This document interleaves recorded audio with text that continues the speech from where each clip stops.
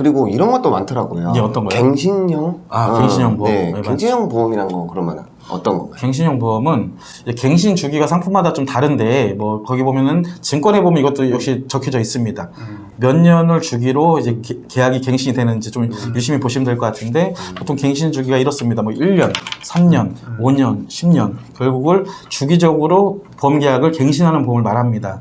근데 통상적으로 제 경험에 의거했을 때 갱신되는 시점에서 보통 보험료가 오릅니다.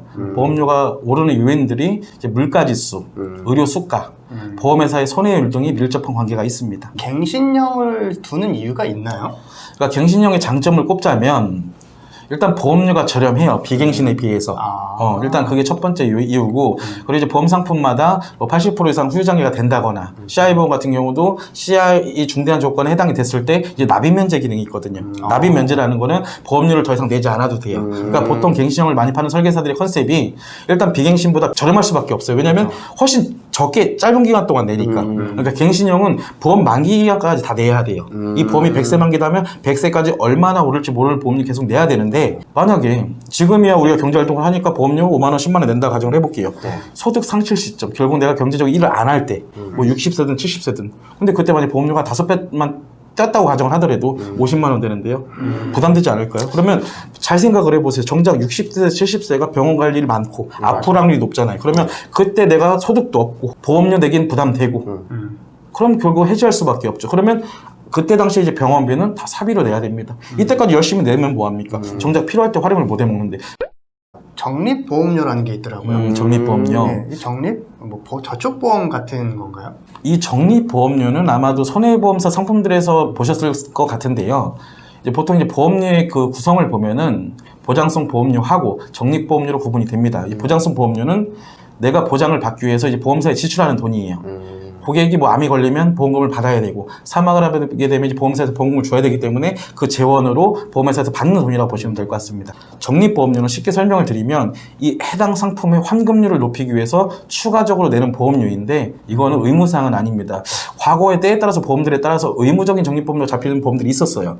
그런 것들이 콜센터에 확인해 보시면 됩니다. 내가 증권을 받아봤는데 내 증권에 적립보험료가 얼마가 잡혀 있더라. 이게 의무인지 의무가 아닌지는 콜센터 전화 한 통에 해보시면 될 것 같습니다. 그래서 의무가 아니라 한다면 지금이라도 빼는 게 저는 낫다고 생각합니다. 적립보험료를 냈을 때 혜택이 특별히 있는 건가요? 혜택은 아까도 하나 정도 더 말할 수 있을 것 같은데 아까 말했듯이 해당 상품의 환급률이라는 건 중도 해지 시 해지환급률. 네. 그리고 또 하나는 만약 이 보험에 아까 말했던 갱신형 담보들이 섞여 있다.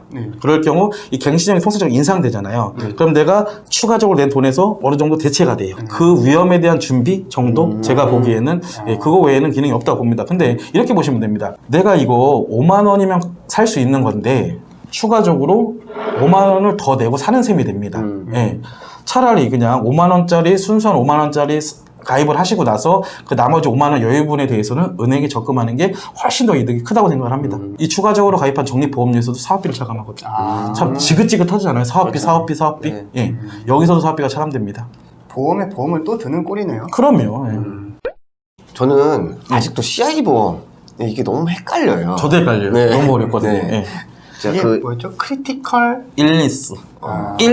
그러니까 크리티컬이라는 게 중대한, 치명적인 이런 뜻이고요. 일리스가 질병이라는 뜻입니다. 멋있어. 네. 중학교 2학년에 돌아오는 진짜 CI 보험. 네. 한마디로 요약하자면 보험금 지급 분쟁이 가장 많은 보험이라고 말할 수 있을 것 같습니다. 이 CI 보험을 쉽게 설명드리면 중대한 조건에 해당이 되면 사망보험금의 일부를 선지급해주겠다는 보험이거든요. 이 CI 보험이 보험금 지급 분쟁이 많은 이유가 이 중대한이라는 지급 조건 때문에 그런 거거든요. 제가 계속해서 말씀을 드렸었잖아요. 중대한이라는 게 정말 보험금 받기가 어려움에도 불구하고 설계사들은 중대한이라는 조건에 대한 설명을 정확히 안 합니다. 왜냐하면 어려워요. 제가 봐도 모르겠어요. 그래서 모호한 설명만 하고 마치 대단하게 보장이 잘 되는 보험인 것처럼 판매들을 많이 합니다. CI 보험 약관을 발췌해서 보면 저는 그래도 어느 정도 보험에 대해서 안다고 생각을 하거든요. 보험에 대해서 아는 제가 봐도 어려운데 일반적인 고객이 그 CI 보험 약관을 보고 그 보상 규정을 알 수 있다? 저는 불가능에 가깝다고 봅니다. 예전에는 고객들이 사망보험금에 대한 그런 니즈들이 많이 있었어요. 그래서 종신보험 판매가 되게 많이 됐었고요. 근데 지금은 어떤가요? 시대가 지나면서 사람들 수명이 길어졌고 네. 경제적인 안정을 찾으면서 죽음에 대해서 위기의식을 많이 못 느끼고 있죠. 그래서 생명보험사에서 머리를 씁니다. 얘네들이 아이디어라고 내놓은 게 그래, 죽기 전에도 받을 수 있는 사망보험금 상품을 만들자. 그래서 만들어진 게 CI보험입니다. 설명이 솔깃하긴 해요. 죽지 않고 그쵸. 죽을 만큼의 뭔가 위기가 닥쳤을 때 죽을 만큼이란 표현도 안 해요. 이 중대한이라는 게 되게 보상받기 어려운 걸 얘기 안 하니까 죽을 만큼이라고 표현해주면 제가 뭐 이렇게까지 화낼 필요가 없는데 마치 뭐 얘기만 들어보면 대단한 보험이야. 저 같아도 가입하겠어요. 그게 팩트라면. CI보험의 약관을 발췌해서 가져왔습니다. 예, 아까도 말했듯이 저도 이 내용을 모두 숙지하기가 어렵더라고요. 그래서 좀 보면서 설명을 드리도록 하겠습니다. 어떨 때 어떤 게 중대한 조건이고 어떨 때 사망보험금을 선직을 받을 수 있는지에 대해서 하나하나 짚어드리도록 하겠습니다. 일단 중대한이라는 조건이 크게 두 분류로 분류가 됩니다. 중대한 질병과 중대한 수술. 여기 약관상 보면 중대한 질병에는 11가지. 중대한 수술은 5가지에서 총 16가지입니다. 요점들만 짚어드리겠습니다. 그리고 하나 조금 제가 약속을 드리면 보험 분쟁 전문가가 계십니다. 조만간에 빠른 시간 내에 CI보험을 특집으로 달아보는 정말로 CI보험에 대해서 낱낱이 해부해보는 시간을 한번 마련해 보도록 하겠습니다. 제가 또 얼마 전에 안 게 있어요. 설계사들이 CI보험을 설명할 때 아까 총 16가지라고 했잖아요. 중대한 질병 11가지, 중대한 수술 5가지. 그나마 암이 노멀하더라고요. 그러니까 중대한 암이 일반 암에 비해서 크게 다르지 않더라고요. 그래서 얘네들이 뭐라고 하냐면 암은 웬만해서 나간다. 다른 거 얘기하지 않습니다. 그러니까 16가지를 다 설명해야 되는데 뭔 소리냐. 우리 요런 암도 나간다. 이렇게 설명을 제가 알게 됐습니다. 유념하십니다. 암에 대해서 얘기하면 나머지 것들에 대해서 설명해달라. 꼭 요청하시기 바랍니다. 중대한 뇌졸중. 그냥 몇 가지의 그 자극적인 용어들만 읽어보겠습니다. 영구적인 신경학적 결손이 나타나야 된답니다. 그리고 25% 이상 후유장애를 입어야 된답니다. 이게 25%가 생각보다 되게 치명적인 후유장애를 입어야 된다는 조건입니다. 뭐 외상에 의한 뇌출혈, 뇌종양으로 인한 뇌출혈 이런 것들도 보상을 안 해준답니다. 그리고 말기 신분전증, 투석치료. 제가 알기로는 투석치료도 되게 중증이라고 알고 있거든요. 투석치료는 신분전증에서 이 보험금, 이 보상에서 또 제외를 한다고 합니다.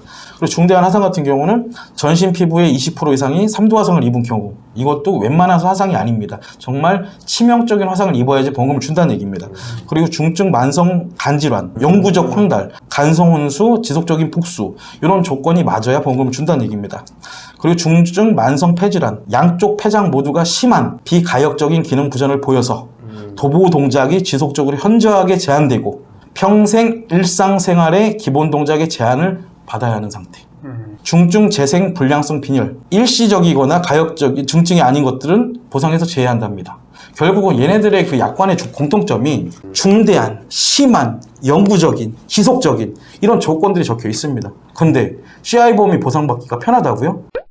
기본적인 보험 용어에 대한 이해는 좀 되셨을 것 같아요. 예. 자, 그러면 이제는 해지환급금 손해를 볼 법했던 사연들을 좀 소개해드리면서 어떻게 추가 해지환급금을 또 받게 되었는지 설명을 한번 들어보도록 하겠습니다. 이번에는 특별히 성공한 지 얼마 안 된 건들, 뭐 열흘 이내의 건들, 를 오늘 특별히 준비를 해봤습니다.